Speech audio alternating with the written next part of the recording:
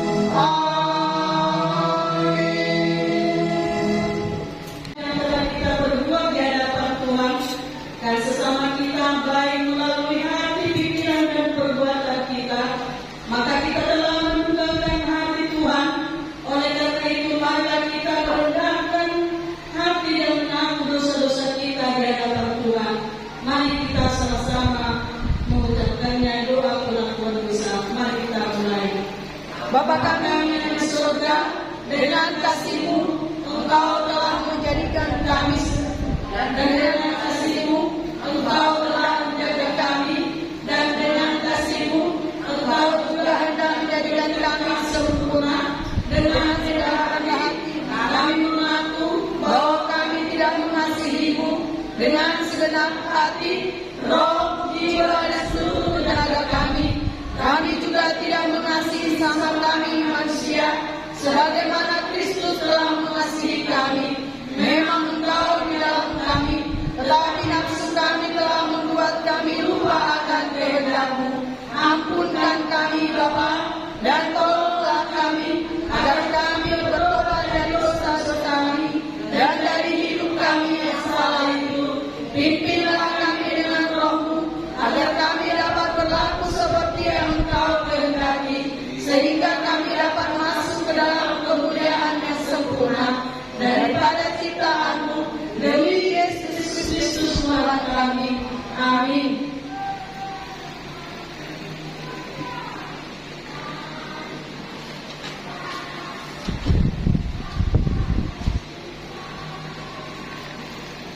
Marilah kita berdoa dalam hati dan merenungkan akan dosa-dosa kita yang telah kita perbuat sehari-hari. Mari kita mulai.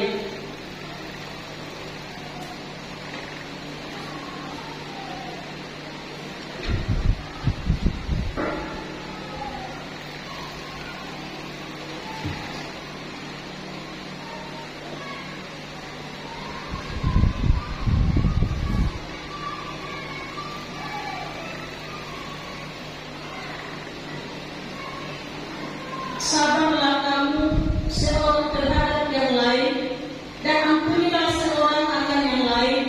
Apabila yang seorang menaruh dendam terhadap yang lain, sama seperti Tuhan telah mengampuni kamu, kamu berbuat jugalah demikian. Amin. Mari kita sama-sama berdoa-doa Bapa kami. Mari kita mulai. Bapa kami yang di surga, dikuduskanlah namamu, datanglah kerajaanmu, jadilah kehendak-Mu di bumi seperti di surga. Berilah kami pada hari ini makanan kami yang secukupnya, dan ampunilah kami akan kesalahan kami, seperti kami juga mengampuni orang yang bersalah kepada kami. Dan janganlah membawa kami ke dalam pencobaan, tetapi lepaskanlah kami daripada yang jahat. Karena Engkau yang punya kerajaan dan kuasa dan kemuliaan sampai selama-lamanya. Amin.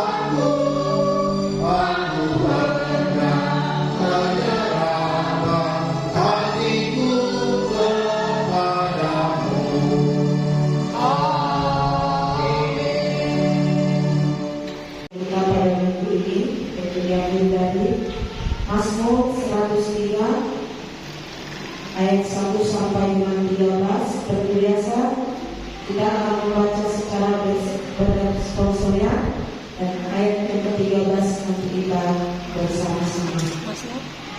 Mazmur 103 ayat 1 sampai dengan 13.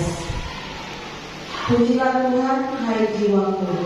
Pujilah Tuhan, hai jiwaku. Pujilah namanya yang kudus, hai segenap batinku.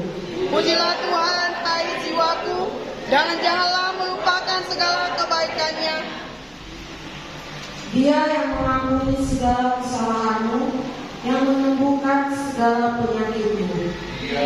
Yang menebus hidupmu dari lubang kubur, yang mengenai engkau dengan kasih setia dan rahmat.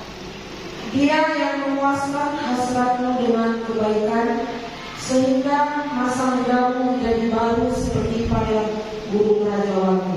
Tuhan menjalankan keadilan dan hukum bagi segala orang yang diperas. Ia telah memperkenalkan jalan-jalannya kepada Musa, perbuatan-perbuatannya kepada orang Israel. Tuhan adalah penyayang dan pengasih, panjang sabar dan berlimpah kasih setia. Tidak selalu ia mengutuk, dan tidak untuk selama-lamanya ia mendendam. Tidak dan tidak dibalasnya kepada kita setimpal dengan kesalahan kita. Tetapi setinggi langit di atas bumi, demikian besarnya kasih setianya atas orang-orang yang takut akan Dia. Sejauh timur dari barat, demikianlah dijauhkannya daripada kita pelanggaran kita. Ayat 13, mari kita bersama. Seperti bapa sayang kepada anak-anaknya, Demikian Tuhan sayang kepada orang-orang yang takut akan Dia. Amin. Mulia bagi Bapa.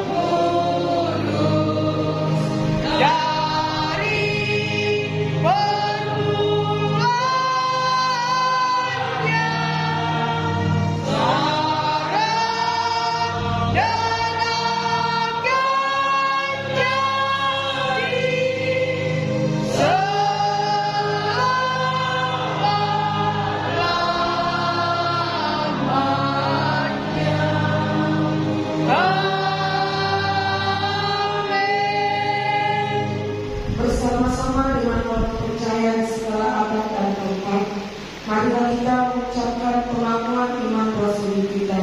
Mari kita mulai. aku percaya kepada Allah, Bapa yang Maha Kuasa, Khalik langit dan bumi, dan kepada Yesus Kristus, Anaknya yang tunggal Tuhan kita, yang dikandung daripada Roh Kudus, lahir dari anak darah Maria, yang menderita di bawah pemerintahan Pontius Pilatus, disalibkan, mati dan dikuburkan, pada hari yang ketiga bangkit pula dari antara orang mati, naik ke sorga, duduk di sebelah kanan Allah, Bapa yang Maha Kuasa, dan akan datang dari sana untuk menghakimi orang yang hidup dan yang mati. Aku percaya kepada Roh Kudus, gereja yang kudus dan am, persekutuan orang-orang yang kudus, pengampunan dosa, kebangkitan daging, dan hidup yang kekal. Amin. Bapak Ibu persilakan duduk kembali. Sebagai ayat episode kita untuk pendahuluan khotbah pada minggu ini terambil dari Roma 14 ayat 1 sampai dengan 12. Bapak Ibu akan membacanya di dalam masing-masing dan saya akan membacanya dari kitab ini. Demikianlah firman Tuhan, jangan menghakimi saudara. Terimalah orang yang lemah imannya tanpa mempercakapkan pendapatnya, dan seorang yakin bahwa ia boleh makan segala jenis makanan, tetapi orang yang lemah imannya hanya makan sayur-sayuran saja. Siapa yang makan, janganlah menghina orang yang tidak makan, dan siapa yang tidak makan, janganlah menghakimi orang yang makan. Sebab Allah telah menerima orang itu. Siapakah kamu sehingga kamu menghakimi hamba orang lain? Entahkah ia berdiri, entahkah ia jatuh, dia adalah urusan Tuhannya sendiri. Tetapi ia akan tetap berdiri karena Tuhan berkuasa menjaga ia terus berdiri. Yang seorang menganggap hari yang satu lebih penting daripada hari yang lain, tetapi yang lain menganggap semua hari sama saja. Hendaklah setiap orang benar-benar yakin dalam hatinya sendiri. Siapa yang berpegang pada suatu hari yang tertentu, ia melakukannya untuk Tuhan. Dan siapa makan, ia melakukannya untuk Tuhan, sebab ia mengucap syukur kepada Allah. Dan siapa yang tidak makan, ia melakukannya untuk Tuhan, dan ia juga mengucap syukur kepada Allah. Sebab tidak ada seorang pun di antara kita yang hidup untuk dirinya sendiri, dan tidak ada seorang pun yang mati untuk dirinya sendiri.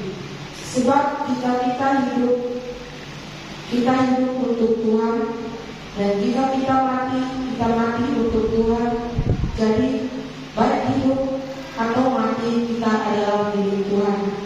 Sebab untuk itulah Kristus telah mati dan hidup kembali supaya Dia menjadi Tuhan, baik atas orang-orang mati maupun atas orang-orang hidup. Tetapi mengapakah engkau menghakimi saudaramu, atau mengapakah engkau menghina saudaramu? Sebab kita semua harus menghadap tahta pengadilan Allah. Karena ada tertulis, demi aku hidup, demikianlah firman Tuhan, semua orang akan bertekuk lutut di hadapanku, dan semua orang akan memuliakan Allah. Demikianlah setiap orang di antara kita akan memberi pertanggungjawaban tentang dirinya sendiri kepada Allah. Demikianlah firman Tuhan. Mari kita berdoa. Berbahagia orang yang mendengarkan serta melakukan setiap firman Tuhan dalam kehidupannya sehari-hari. Amin. Amin. Mari kita dengarkan vokal grup dari P3RT. Buat P3RT. Mari kita dengarkan warta jemaat kita dalam satu minggu ini.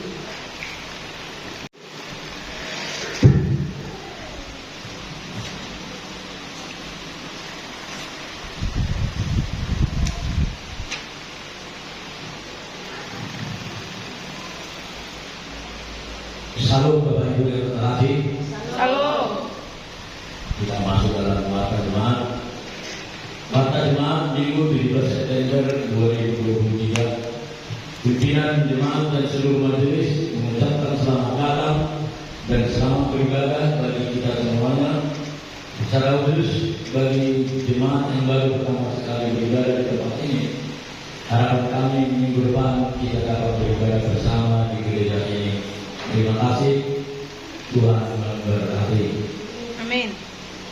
Kegiatan minggu lalu, kebaktian minggu tanggal 10 September 2023 di gereja, persembahan pertama di pengkhotbah LSE Simanjuntak, liturgis LSM Borussia SPHK, responsorial dan epistel Imam C. Dibuat, doa sama Bapak S. Siana, warga gereja, sekretaris, pianis, CSE Bolu Hasibuan SBD. Kebaktian sekolah minggu masuk pukul 10 WIB.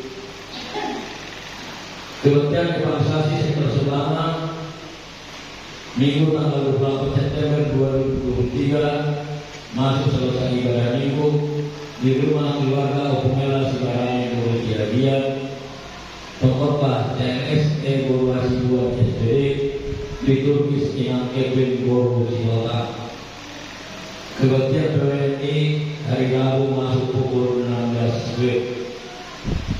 Kebaktian Komsel Duri Kamis 21 September 2023 masuk pukul 18.30 di rumah keluarga Nyonya Manurung Inang LSM Borussia SPHK, pengkhotbah Bapak Pendeta RC Dolu, liturgis CSA Bolu Manila.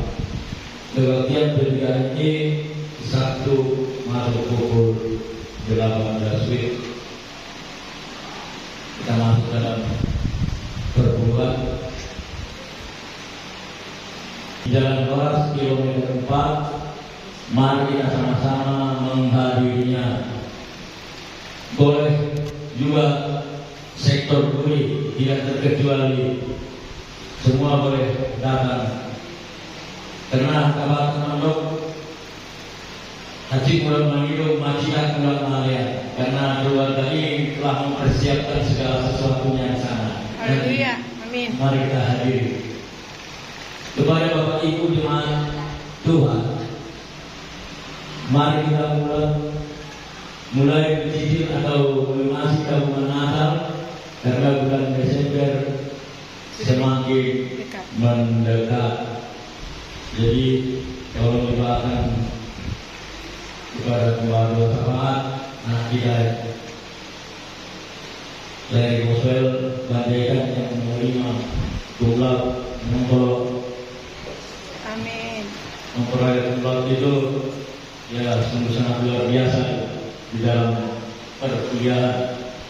Jadi kita juga mendoakan anak kita yang akan menyusul selanjutnya boleh juga didoakan supaya kita di dalam semangat kita ini memperoleh keberhasilan. Demikianlah pertemuan kita pada minggu ini. Kiranya Tuhan Yesus memberkati kita. Salam. Salam. Sebelum kita bersyafaat, mari kita angkat lagu pujian kita nomor 155 ayat 1 dan 3.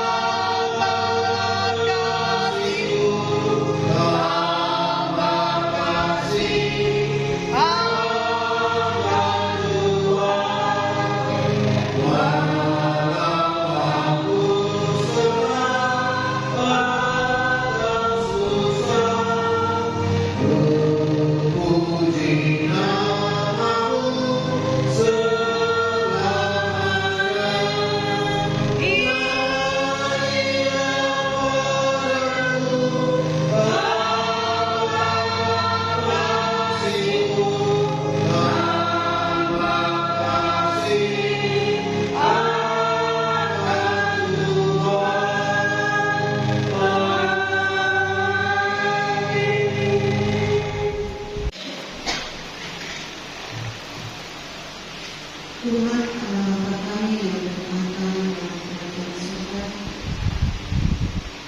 segala hormat dan puji kemuliaan termohon Tuhan.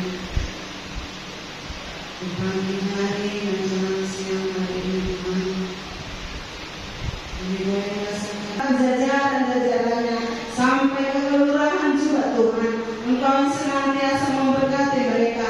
Tuhan yang senantiasa pakai mereka dengan jujur melakukan tugas mereka. Bahkan Tuhan yang senantiasa memberikan roh hati yang baik bagi setiap para pemimpin kami, bahkan para jajarannya, sehingga negara kami ini menjadi negara yang nyaman, bahkan tentram, sehingga Tuhan penduduk Indonesia ini merasakan pimpinan setiap pimpinan kami dalam nyaman dan sentosa. Terima kasih Bapak, terima kasih Yesus. Kalau nanti pulang dari tengah-tengah gereja ini, secara khusus Tuhan sektor semangat yang mengadakan evangelisasi, biarlah Tuhan Yesus menjamah setiap hati kami untuk kami boleh datang bersama-sama kembali memuji dan memuliakan nama Tuhan. Oleh karena kami tetap merindukan suara Tuhan lewat firman Tuhan yang boleh kami dengarkan di ibadah itu. Bahkan setiap program-program di tengah-tengah gerejamu ya Tuhan, biarlah Tuhan yang senantiasa memampukan pimpinan jemaat di sini, bahkan juga Tuhan setiap para majelis untuk boleh melakukan setiap program itu, sehingga program itu boleh terlaksana dengan baik. Terima kasih Tuhan, sebentar lagi kami akan mengisi bejana-bejana kami lewat firman Tuhan yang akan disampaikan oleh hamba-Mu, yaitu Bapak Pendeta kami Bapak. Biarlah Tuhan Yesus Engkau yang senantiasa pakai hamba-Mu ini lebih luar biasa. Amin. Dan kami juga sebagai jemaat-Mu untuk mendengarkan firman-Mu. Ajari kami Tuhan untuk mengerti, memahami akan firman-Mu itu, sehingga firman-Mu itu boleh kami lakukan di tengah-tengah hidup kami. Bukan hanya sebagai pendengar saja, tapi biarkanlah kami menjadi pelaku-pelaku firman Tuhan sebagai umat Kristen yang setia hanya kepada Tuhan saja. Tuhan Yesus, kami juga akan memberikan yang terbaik bagi Tuhan lewat persembahan kami. Berkatilah Tuhan tangan-tangan yang memberikan. Dan Tuhan Yesus, ketika kami boleh memberikan persembahan itu adalah sebagai tanda kasih kami kepada Tuhan. Oleh karena Tuhan sudah memberikan berkat itu lebih dulu kepada kami setiap umat-Mu di tempat ini. Terima kasih Bapa, terima kasih Yesus. Seluruh ibadah kami pada hari ini kami serahkan hanya di dalam dan demi nama Yesus Kristus. Kami berdoa dan bersyukur hanya kepada Tuhan saja. Amin. Amin. Bernyanyi nomor 152 ayat 1 dan 2. Saya akan membacakan nas firman bagi kita. Tetapi carilah dahulu kerajaan Allah dan kebenarannya, maka semuanya itu akan ditambahkannya kepadamu. Amin. Mari kita bernyanyi nomor 152.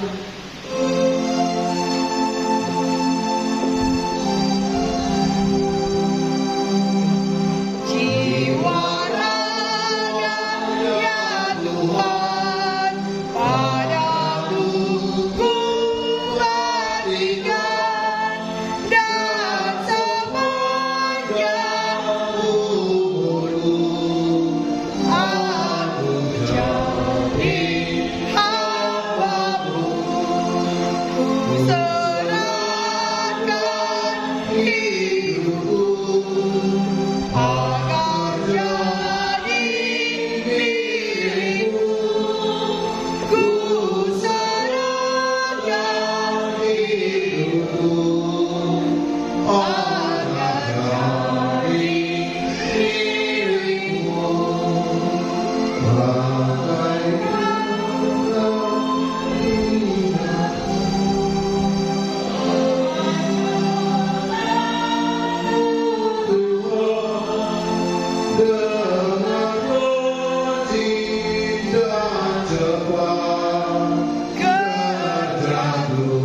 Tuhanku buat, ku serahkan hidupku agar jadi milik-Mu. Ku serahkan hidupku agar jadi milik-Mu. Amin.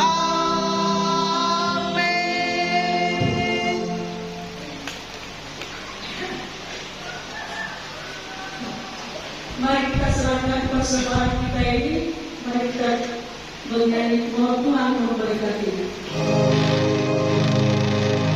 Mohon Tuhan memberkati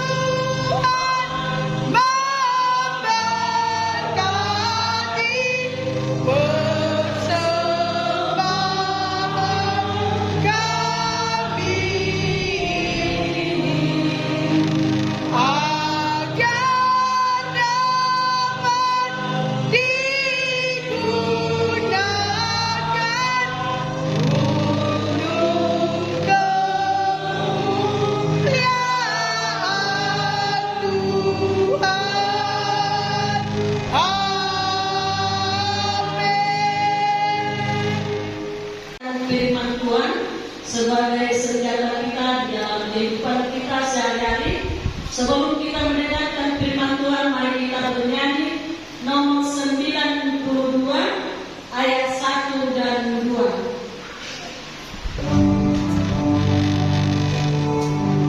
Ya, nanti kita sama-sama berdiri.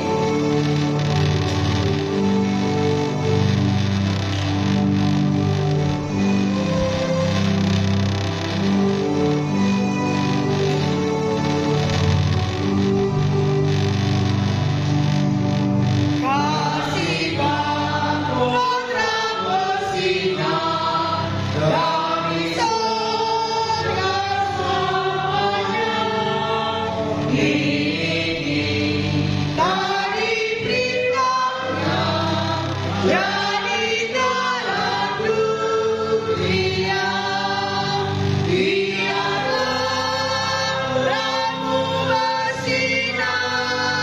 Dalam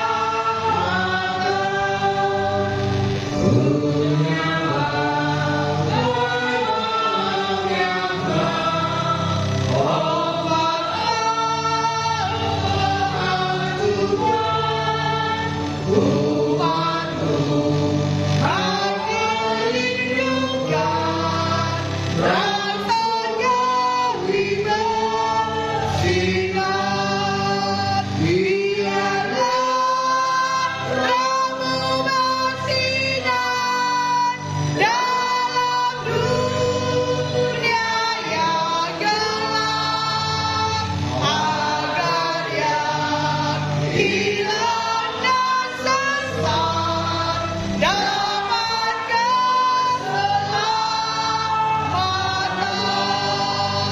Amin.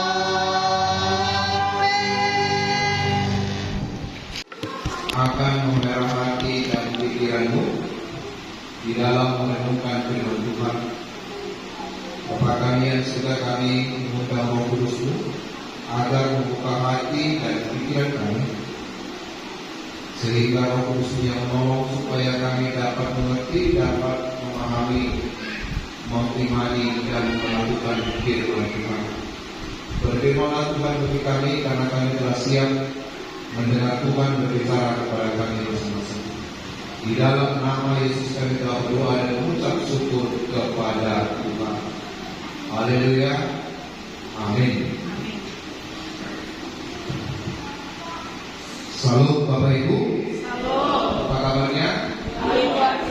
Amin. Firman Tuhan yang kita akan renungkan pada siang hari ini sesuai dengan amanat yang ditulis, kita ambil yang dari Perjanjian Baru, yaitu dari Matius pasal 18 ayat 21 sampai ke ayat 35.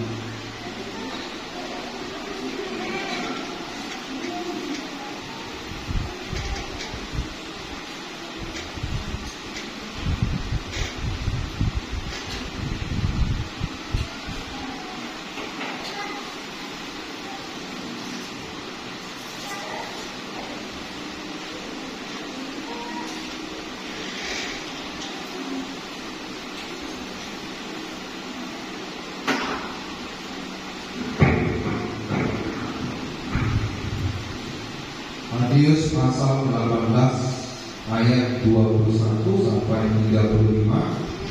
Kalau kita sudah menemukannya, kita bersama katakan amin. Kita akan membacanya secara bergantian berdiri dalam firman Tuhan. Kemudian datanglah Petrus dan berkata kepada Yesus, Tuhan, sampai berapa kali aku harus mengampuni saudaraku jika ia berbuat dosa terhadap aku? Sampai 7 kali? Yesus berkata kepadanya, bukan aku berkata kepadamu, bukan sampai 7 kali, melainkan sampai 70 kali. Sebab engkau kerajaan surga seumpama seorang raja yang hendak mengadakan perhitungan dengan hamba-hambanya. Setelah raja yang mulai mengadakan perhitungan itu, datanglah kepadanya seorang yang berhutang 10.000 talenta.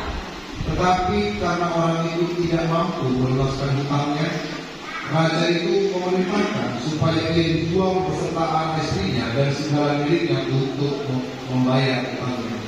Maka sujudlah katanya, sabarlah dahulu, segala mampu akan membebaskan. Lalu tergeraklah hati raja itu oleh belas kasihan akan hamba itu, sehingga ia membebaskannya dan menghapuskan hutangnya. Tetapi ketika hamba itu keluar, ia bertemu dengan seorang hamba lain yang berhutang 100 dinar kepadanya. Ia menangkap dan mencekik kawannya itu, katanya, bayar hutangmu. Maka sujudlah kawannya itu dan memohon kepadanya, sabarlah dahulu, hutangku itu akan kulunaskan. Tetapi ia menolak dan menyerahkan kawannya itu ke dalam penjara sampai dilunaskannya hutangnya. Melihat itu kawan-kawannya yang lain sangat sedih, lalu menyampaikan segala yang terjadi kepada Tuhan mereka. Raja itu menyuruh orang itu dan berkata kepadanya, hai hamba yang jahat, seluruh hutangmu telah kuhapuskan karena engkau memohonkannya kepadaku. Bukankah engkau pun harus mengasihani kawanmu seperti aku telah mengasihani engkau? Maka marahlah tuannya ini dan menyerahkannya kepada Al-Bodo sampai ia melunaskan seluruh hutangnya. Kita bersama, Maka Bapakku yang di surga akan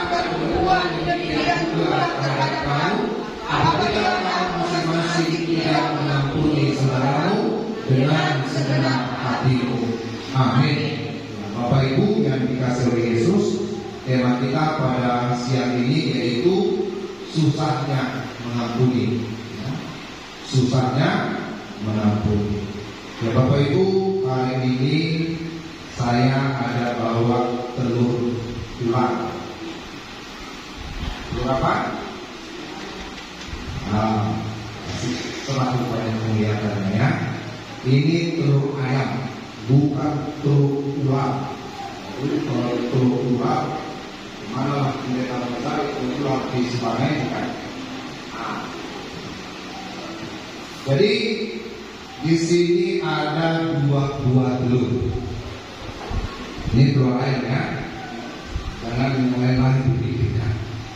Telur ayam. Jadi yang satu saya pegang dengan tangan kanan, dan yang satu saya pegang dengan tangan kiri.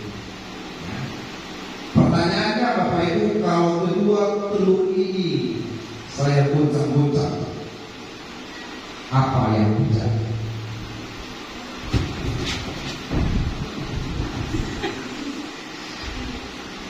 Coba, dua telur ini saya goncang-goncang. Menurut Bapak Ibu apa yang terjadi? Telur di tangan kiri dan telur yang di tangan kanan. Apa yang terjadi dengan kedua telur ini Bapak Ibu?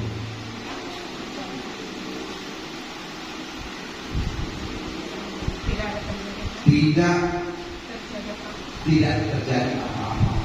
Ya.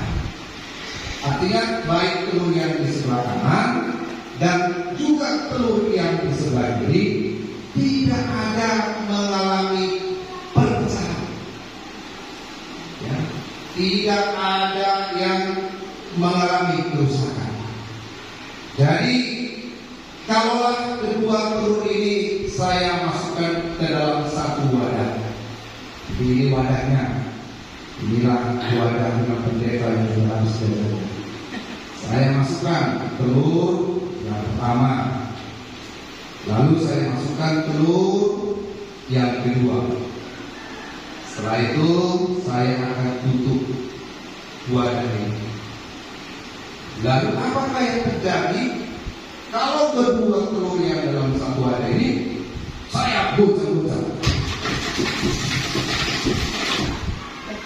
Apa yang terjadi Bapak Ibu?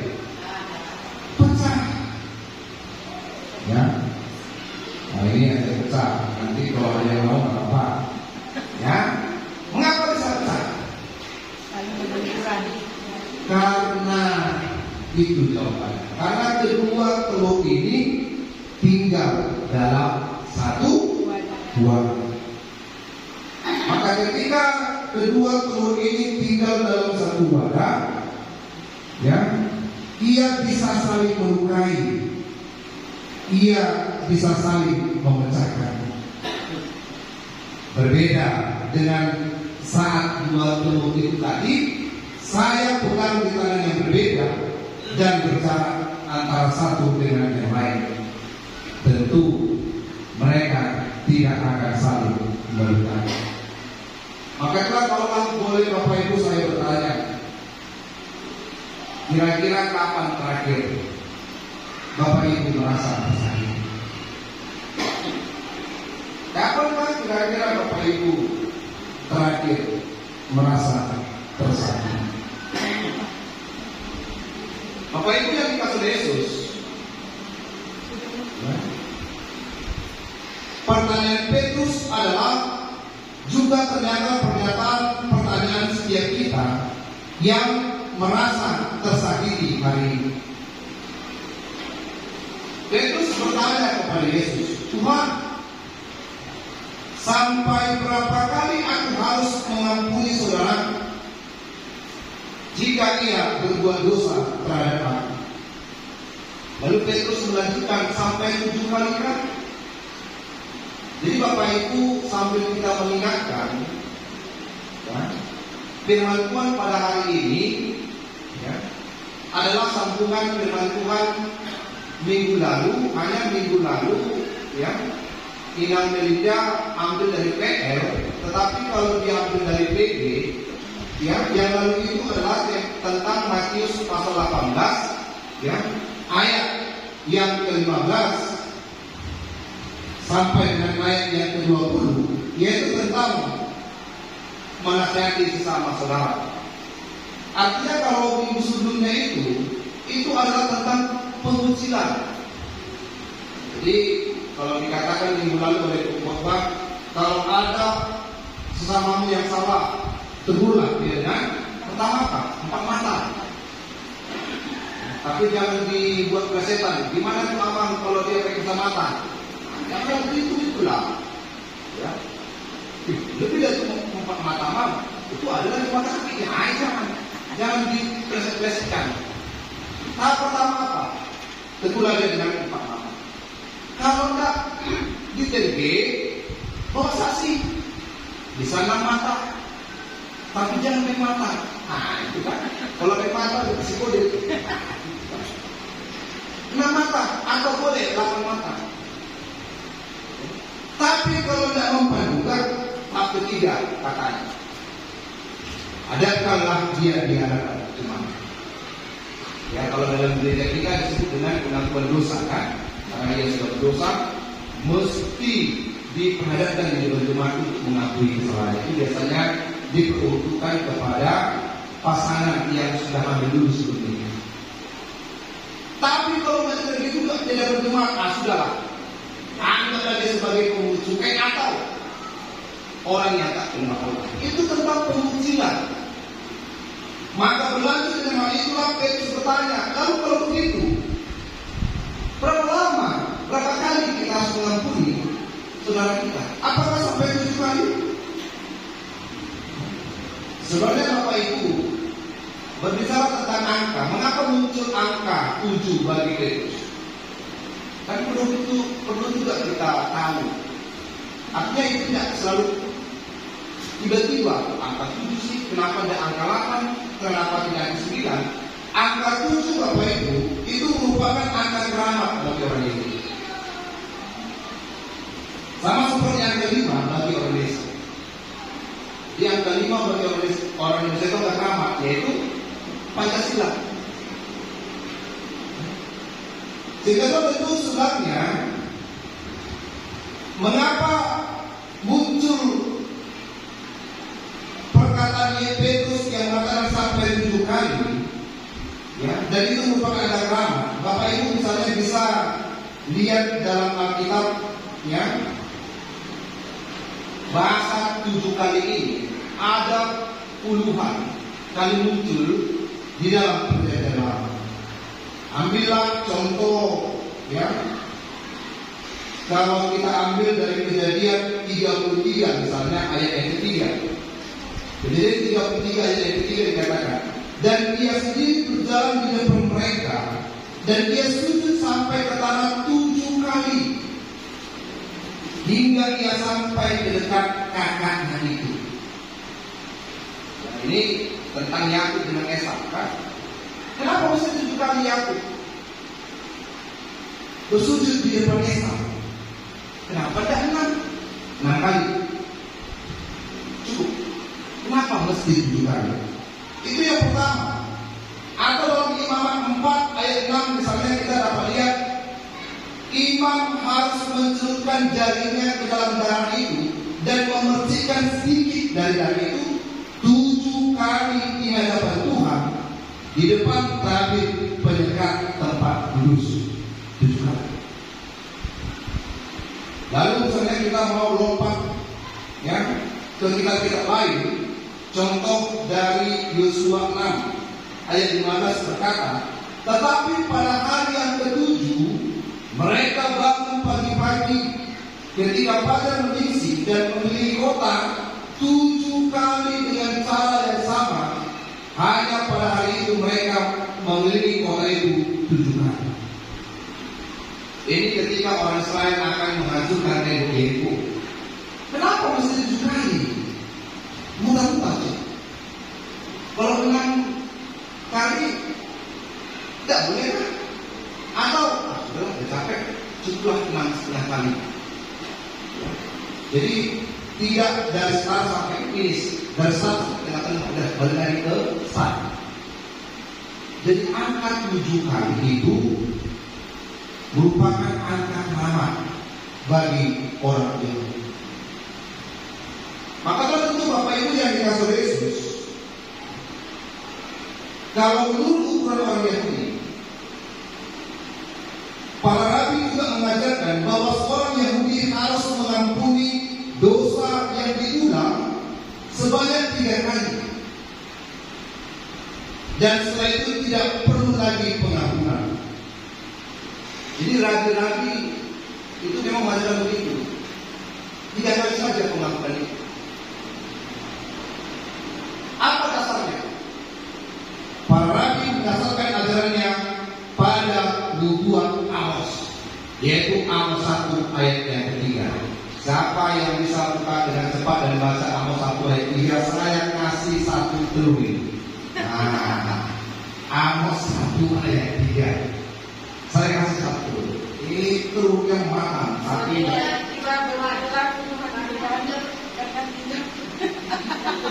firman Tuhan, karena dia perbuatan jahat dan syirik, bahkan 4. Aku tidak akan menarik kembali keputusanku, oleh karena mereka telah mengirim dia dengan deretan mengirim dari besi. Oke. Nah, nanti setelah ibadah ini itu 1 telur. Sabar, masih ada 1 telur lagi. Ini 2 telur. Ya, 1 telur, tinggal 1 telur lagi. Ya, Amos 1 ayat 2 mengatakan begitu. Amos 1 ayat 3 mengatakan begitu. Sampai 3 kali. Maka itu saya juga tidak tahu apakah ini juga lah mengapa trio ambisi menulis lagunya dengan judul jangan sampai 3 kali.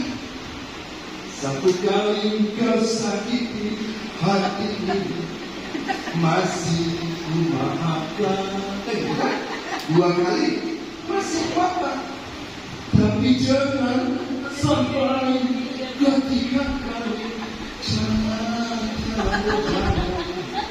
Saya tidak tahu apakah trio ambisi menulis ini lagu ini ya, diambil dari nubuatan Amos ini. Tetapi memang bagi orang-orang Indonesia dan bagi kita juga, ya, sepertinya memang memaafkan sampai ke 3 kali saja kan. Tetapi kadang-kadang kalau kita cerita sama kawan kita, awal itu waktu menjadi petani kecil, nanti kita lihat tiga itu saya dan itu balik ada macam dan kan tenang dulu kita pilih jadi kalau Tuhan goli masuk tidak mengapai semua ini 2 kali gimana cara mau lihat kita 2 kali itu 2 kali satu masuk dan saya betul baik kan tenang dulu kita ya aku mungkin sampai 3 kali apa kecelakaan? Tuhan dari soalnya mereka ada betul langsung buka dia. Kalau begitu kawan kita bilang ada promosi tidak mau bantu kan? Hasil apa? Tidak pernah kita bilang Tuhan boleh. Dan saya tidak percaya tidak pernah kita bilang begitu. Kalau kita bilang begitu, oh beda. Dengan apa udah kayak ini? Langsung kita bilang hati dia. Memang kenapa? Konsep kejadian itu kita nggak tahu dapat dari mana, tetapi itulah yang sudah membudaya di dalam Biblia. Dan saya juga yakin Petrus dengan angka 7 kali itu juga sudah membudaya pada waktu itu. Saya yakin bukan tiba-tiba Petrus mengatakan sampai 7 kali kan? Dan memang dalam perjanjian lama angka sebanyak 7 kali itu sudah berulang-ulang dimunculkan dan dikatakan di dalam firman Tuhan. Maka tentu Bapak Ibu, jadi sebenarnya apa yang dilakukan Petrus waktu bertanya kepada Yesus?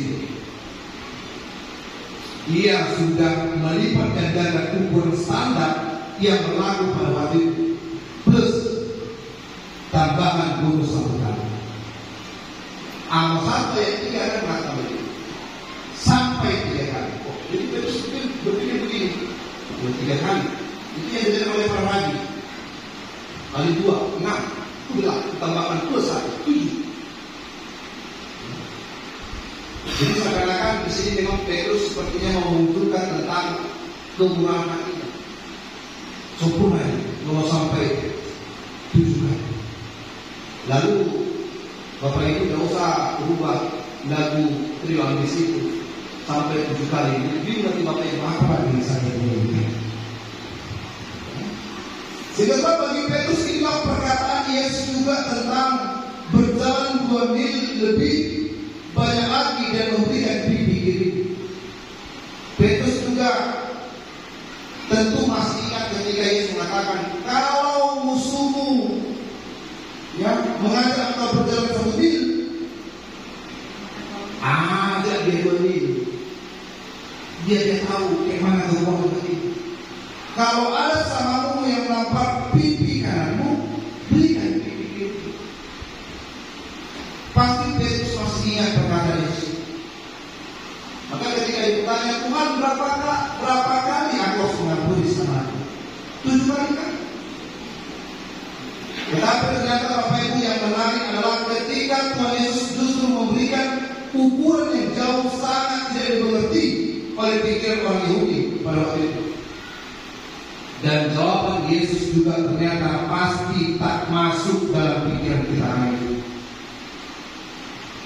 Bukan sampai 7 kali, melainkan 70 kali 7. Berapa ya Mas? 490. Tapi sekali lagi kita bukan bicara angka-angka yang disampaikan oleh Yesus ini adalah sebagai ilustrasi. Jadi kita jangan hanya berpatok kepada angka, tetapi ini untuk memudahkan soal yang namanya sebuah pengakuan. Ternyata Bapak Ibu, tanggapan Yesus ini menyinggung kisah dalam Kejadian 4 ayat 24. Siapa yang duluan bisa baca Kejadian 4 ayat 24? Satu lagi belumnya saya kasih. Kejadian 4 ayat 24. Ayo, apalagi yang belum salah lagi? Ini kamu di Ingat Pendeta Sosmi. Amin. Kejadian 4 ayat 24. Sebab jika Kain harus dibalaskan 7 kali lipat, maka Lamek 77 kali lipat. Selamat. Satu untuk hilang durasi 2. Silakan nanti pilih mau yang pertama mau saya butuh ayat penting sekali di sini ya. Cukup, nggak ada cuma 2. Ya, jadi tanggapan Yesus ini menyinggung kisah dalam Kejadian 4 ayat 24, di mana Lamek yang pasti itu berkata begini, jika Kain dibalaskan 7 kali lipat, maka Lamek 77 kali lipat.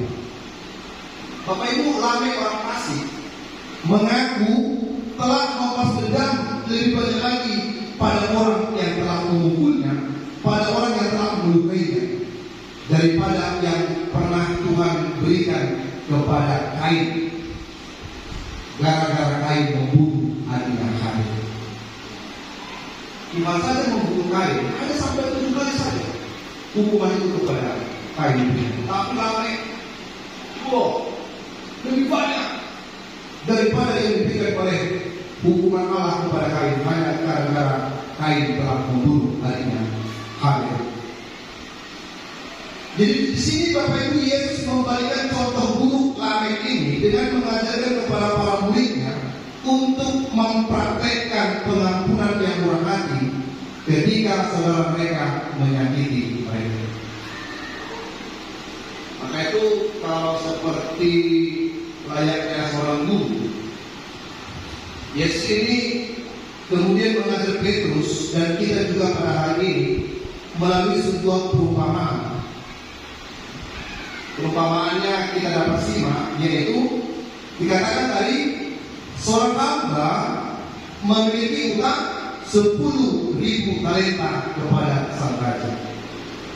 Tahukah Bapak Ibu, kalau 1 talenta itu sama dengan 3.000 sikal.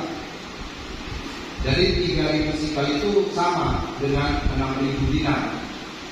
Jadi talenta, sikal, dinar, yaitu jumlah-jumlah mata uang ya, pada waktu itu. 1 dinar itu adalah UMR 1 hari kerja.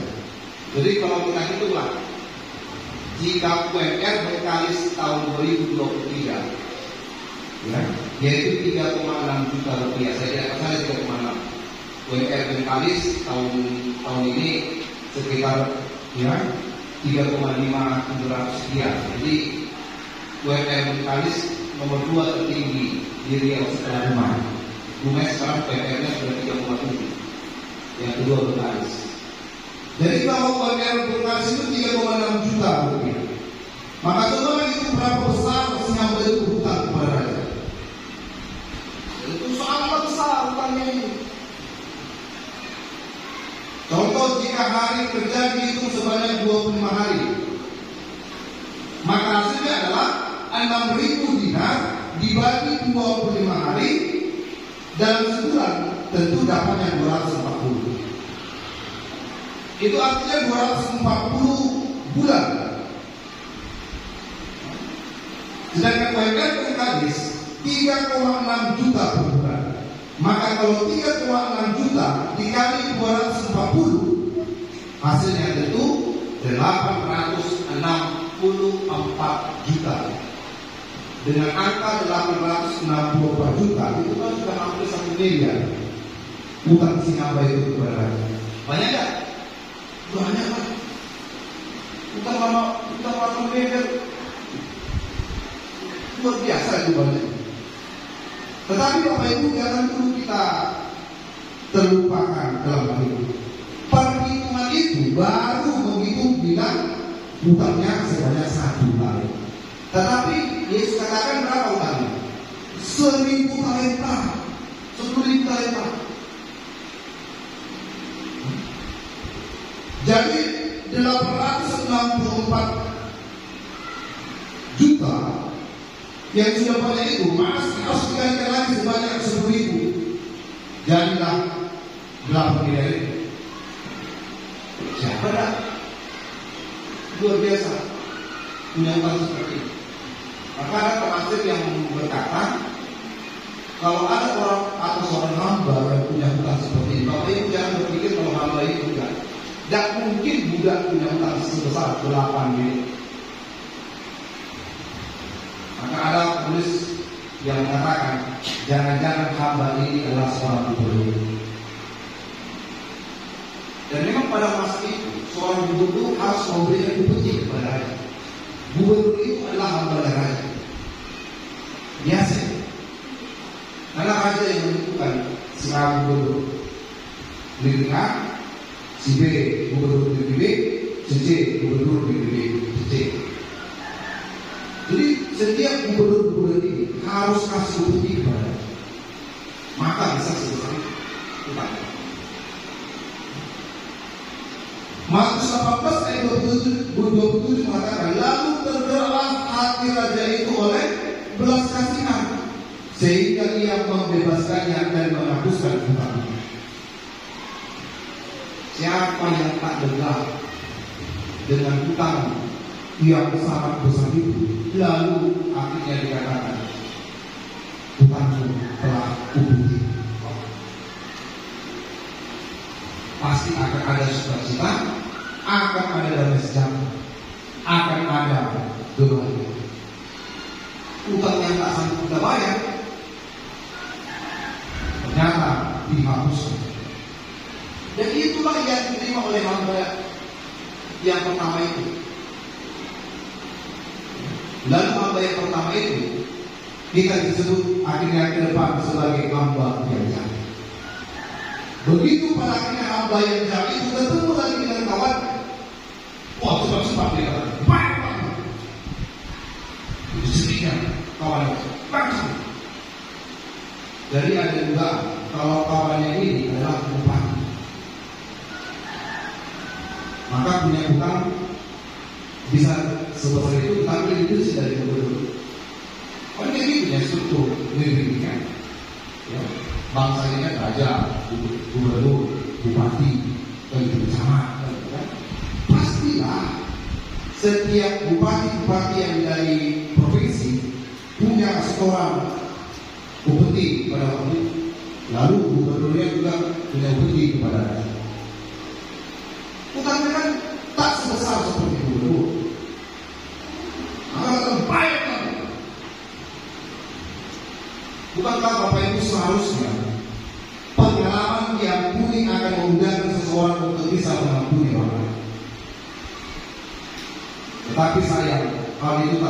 bagi si hamba. Saya teringat ada dulu teman kuliah, badannya di samping, kulitnya hitam.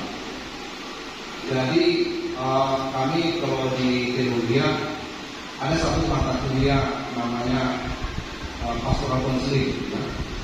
Jadi ini seperti mendekati, kalau umumnya disebut dengan psikologi. Tapi kalau psikologi kan atau kesehatan itu kan secara umum. Kalau mata kuliah pastoral counseling memang yang berhubungan dengan teologi atau yang mencampur atau menilik arah mengikutkan Tuhan dalam hal pendekatan kemanusiaan. Jadi pada teman ini ketika mata kuliah itu berlangsung, dia adalah satu pribadi yang dalam situasi sesedih apa, dalam situasi duka cita apa, dia tak bisa nangis. Bayangkan Bapak Ibu, kalau Bapak Ibu punya orang seperti itu, punya sahabat seperti itu. Lalu pada kenyataannya akhirnya kenapa dia tidak bisa nangis? Ternyata dari sejak kecil dia sudah dididik oleh orang tua. Boleh nangis. Mau ada kesalahan, lalu dia dihukum, orang tua jangan nangis. Itu akhirnya tertimbun di dalam. Bisa Bapak yang merasakan kalau kita mau nangis dengan sakit ini Pak. Jadi kalau dia tidak boleh menangis, maka rasa kemarahan itu muncul dalam bola mata. Bola mata yang biasa. Tidak boleh nangis. Kenapa kau nangis? Kalau nangis, aku sejak kecil sudah dididik oleh orang tua. Memang diberikan kelas.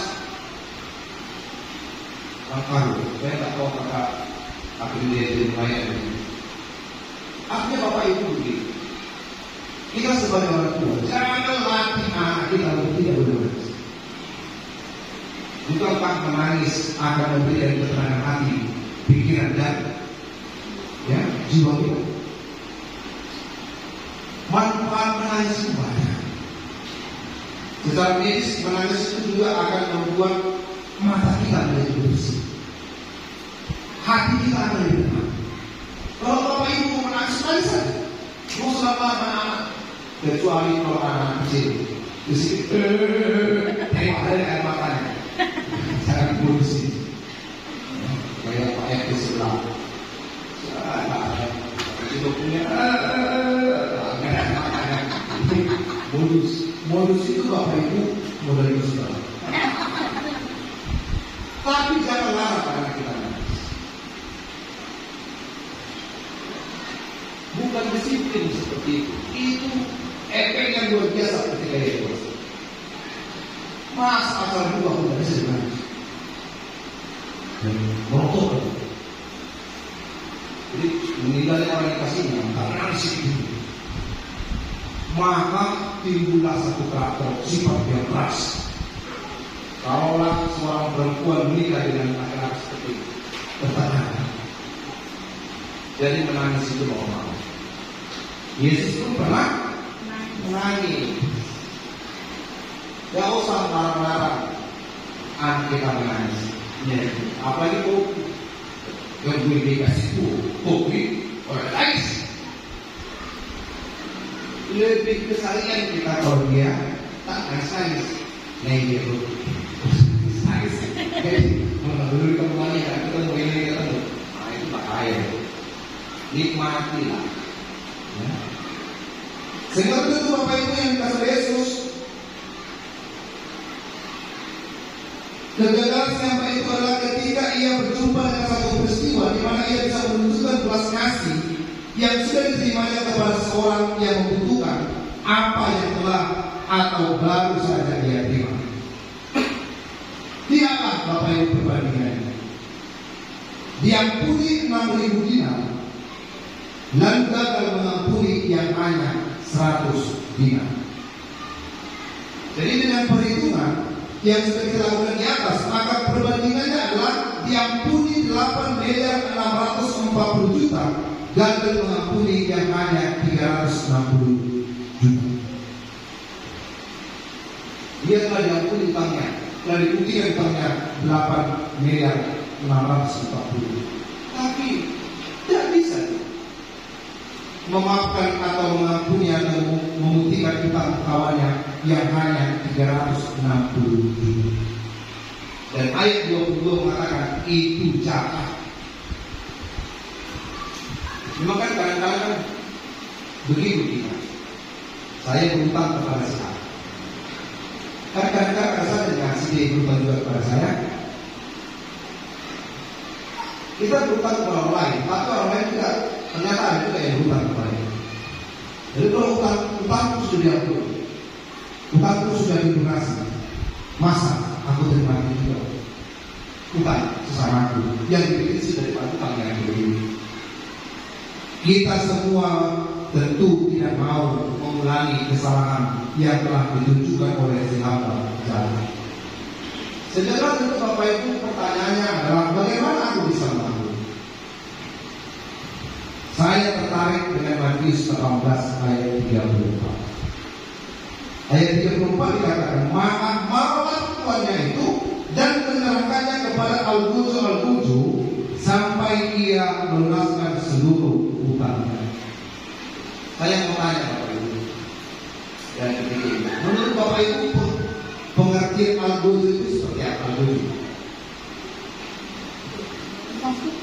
tukang buku. Ya, al-guju itu juga mengerikan kan? Mengerikan. Lalu apa lagi? Seram, tinggi besar. Al-guju tinggi besar, terserah mau putih kulitnya, mau hitam kulitnya, mau belang-belang kulitnya, yang penting namanya al-guju tinggi besar. Kalau kurus dan kecil ya, harus seperti itu. Lalu, dari pilihnya, cari yang besar. Nggak ada jadi yang benar-benar kecil lah. Misalnya dibilang penerimaan al-guju dalam isi al-guju. Karena nggak terima sekali dari itu. Aku kalau yang nggak ke Sirio atau ke Petra masuk lagi di mana besar. Jadi memang begitu ya. Jangan digambarkan tentang al-guju yang menuntut si hamba jalan itu sampai melunasi utangnya yang hampir 9 miliar itu. Ternyata Bapak Ibu begini, kata kerja dasar Yunani yang digunakan untuk kata al-guju, ya kata kerjanya kan, yang artinya menyiksa, itu adalah suatu pikiran yang menakutkan. Jadi kata kerja itu muncul dalam Matius 8 ayat 6 atau Lukas 16 ayat 23 sampai 25. Dan di 2 Petrus 3 ayat 2 Petrus 2 ayat 8 juga muncul kata al-guju itu. Semuanya itu bercerita tentang kata kerja. Ya, kata kerja. Al-guju itu kata kerja, memukul, yang juga punya pengertian kesakitan, penderitaan, dan siksaan yang menjadi pengalaman tak terpisah. Pernahkah Bapak Ibu cek? Ternyata kata al-guju di ayat 34 ini bukan kata kerja. Ternyata kata begal. Jadi kata al-guju di sini bukan pakai kata kerja. Itu kata begal.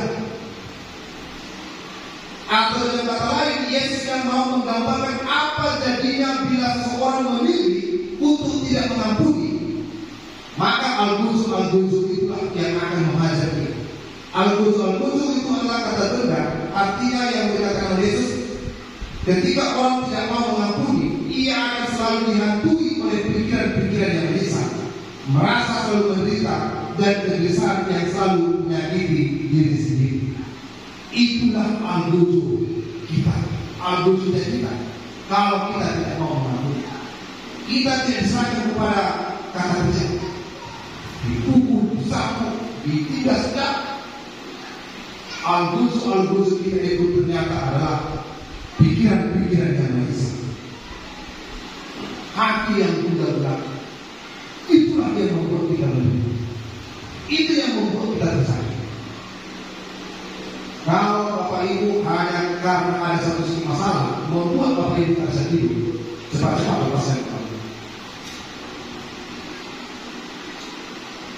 Itu al-wujud kita ya. Tak selera makan, bertemu dengan dia seperti dia kantu, itu al-wujud kita. Saya teringat ketika masih melayani di Ibu Pakam. Jadi Ibu Pakam ini kan Kabupaten Deli Serdang, Sumatera Utara, dikenal sebagai lumbung padi. Sampai sekarang itu memang tidak boleh masyarakat sini beralih ke sawit, tidak boleh. Karena itu memang lumbung padi untuk bukan hanya di Sumatera Utara, tapi juga untuk Indonesia. Tahu nggak, dalam pertanian kalau sudah musim panen, semua halaman itu penuh dengan padi kan? Warna dengan dulu. Saya pertama-tama sih melayani ini, saya pulang dari Medan. Nah, segera mau mana yang udah mau betul dengan padi. Lalu datang lagi sekarang. Lihat aja sama warnanya dan apa itu sama. Wih, mana udah pulang lagi? Apa itu? Saya lagi. Memang boleh tidak? Mobil itu tidak boleh. Ayo sini gue. Tahu kan kalau namanya petani kan belum halaman lagi kan. Apalagi kalau seperti kami kan Pak Soli kan juga ada yang padi kan gitu kan ada luas halaman. Depannya itu ada luas. Belum lagi itu marah, belum mulai pagi-pagi mana terkait. Dua itu belum lagi pasar di bawah, dari di bawah sini. Itu apa yang pasar ketika di sini kan? Jadi itu namanya itu kan. Emang ada paling basah. Semua ya paling basah ada serentak panen. Ributlah. Kubu A lawan kubu B. Pagi-pagi kemudian sahabat dulu sini Pak. Ribut. Jadi kemudian kan akan tinggal sama aku. Sudah sejam tak siap-siap. Jadi datang lama. Dulu. Ada apa? Mana itu kan? Ada yang bilang, apa sih berperang? Nanti dia yang orang itu punya di kota begini, gimana? Bukan? Belum detek semua. Pelan-pelan dulu. Tibalah hari Minggu. Dia buka berbeda. Jadi buka berbeda sampai biasanya juga. Kalau buka saya supaya sampai gereja. Saya supaya sampai gereja. Nah, agak senang dia kalau sudah duduk sampai gereja. Jadi sudah sampai di gereja. Jadi tak berbeda. Itu pasti buka ini mau foto ini sebentar. Paju pemahaman yang juga pasti dulu itu. Oh seperti itu. Gua buka mobil. Aku pasti bersih. Nah, yang si A buka, ambilnya juga. Si B dia.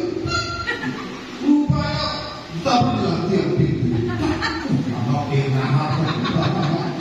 Aku di masa tenggelam, aduh, tapi tomat ini mereka, masalah mereka tak lakukan. Jadilah kalau sudah musuh, tapi itu terjadi ya kan kalau sudah musim panen saja. Kalau sudah mulai musim tanam, apa lagi? Tapi aku sudah bilang, tapi kalau sudah menjemur, tidak lagi kalau sah. Apa yang harus dicek? Gitu kan. Kalau jemaah Metodis lawan GBD tak apa-apa, terus-terusnya. Dan itulah yang terjadi. Maka itu Bapak Ibu, ketika kita tidak bisa mengampuni, maka kita akan diperhadapkan kepada al-buju. Al-buju itu adalah pikiran yang menghantui pikiran kita yang akan menyisal, yang selalu menderita dengan kebiasaan yang selalu menyakiti diri kita sendiri. Maka itu ada seorang adalah bagian yang sangat jelas menggambarkan apa yang akan terjadi apabila kita tidak mengampuni orang lain. Penjelasan yang tepat tentang kemarahan dan kepahitan yang merongrong serta kebencian atau iri hati yang amat menyakitkan, perasaan yang sangat tidak enak, kita tidak dapat lepas darinya.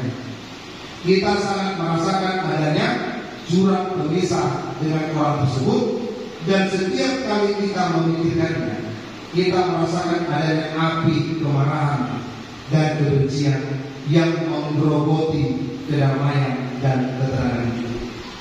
Itulah siksaan yang sedang dikatakan oleh Tuhan kita yang akan kita alami jika kita memilih untuk tidak mengampuni. Jadi kalau kita tidak mengampuni sama kita, ya, api kemarahan itulah yang merongrong hidup kita. Maka itu Bapak Ibu, firman Tuhan ini mau mengajak kita begini: bebaskan diri kita dari semua tuntutan siap itu. Tidak pernah ada kata terlambat untuk keluar dari sel tahanan penderitaan yang ternyata sel itu kita bangun sendiri ketika kita tidak mau mengampuni orang lain.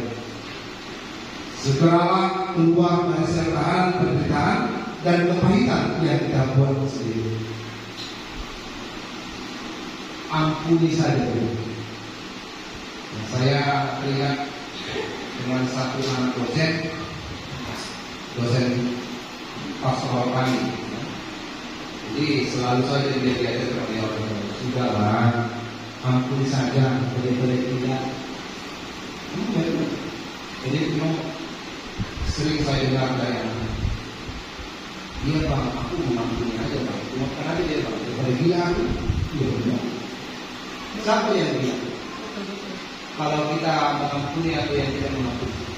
Kalau kita tidak mengampuni sama kita yang dia, bukan dia. Makanya daripada dia aku, mending mengampuni. Daripada aku yang sipil, mending maafkan dia.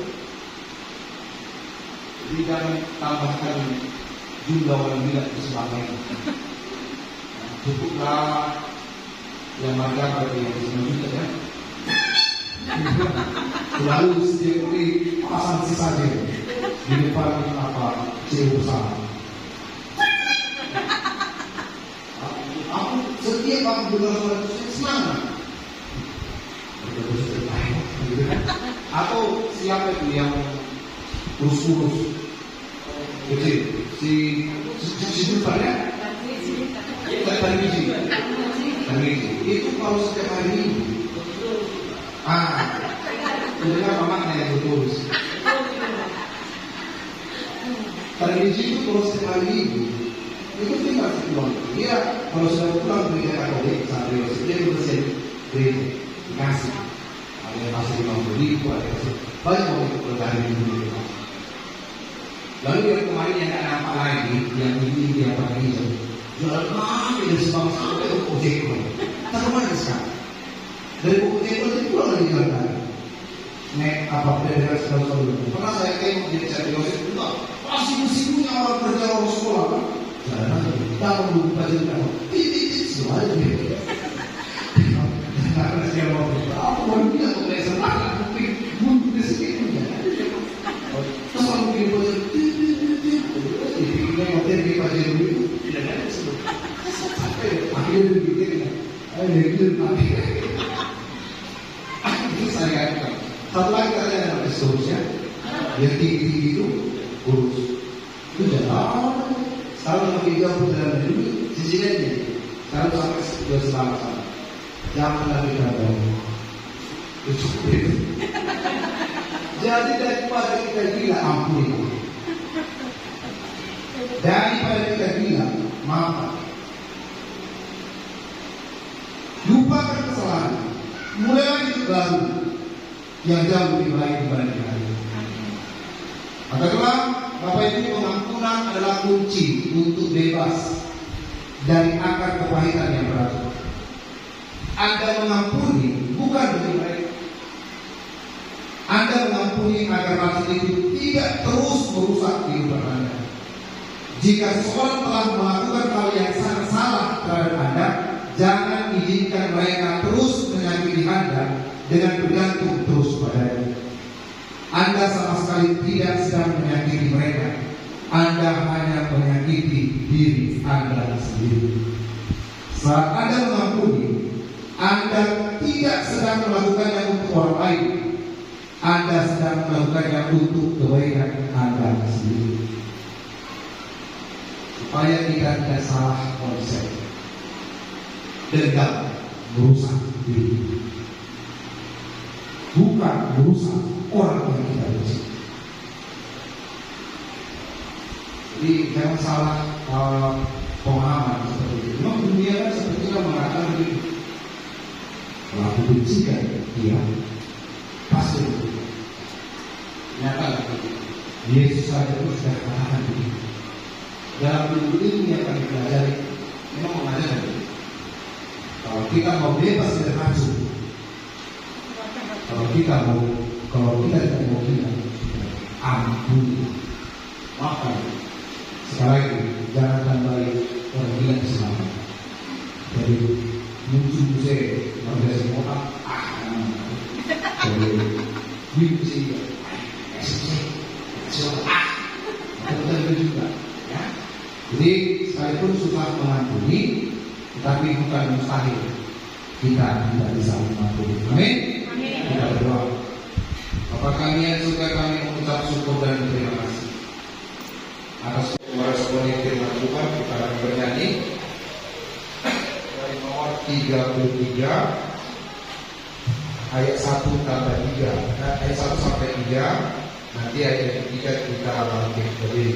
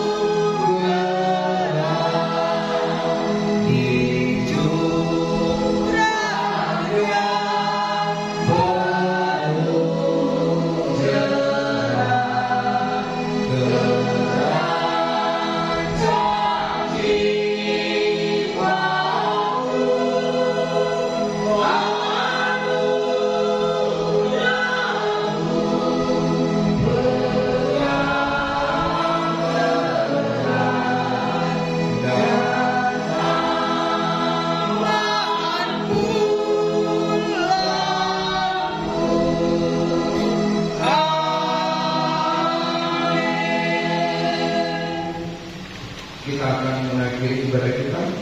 Kita bersama menyanyikan kepada Allah berpuji.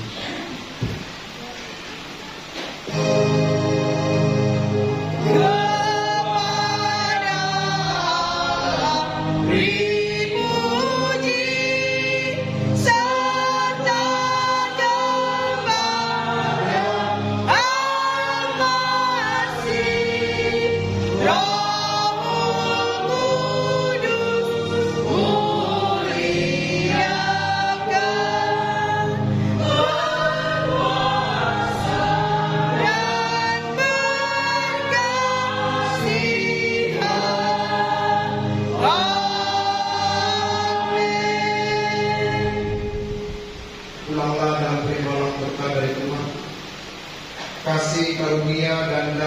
sejahtera dari Allah Bapa dan dari Anaknya Tuhan kita Yesus Kristus dan dalam persekutuan Roh Kudus kiranya memberkati kamu seluruhnya mulai pada hari ini sampai kedatangan Yesus yang kedua kalinya. Amin.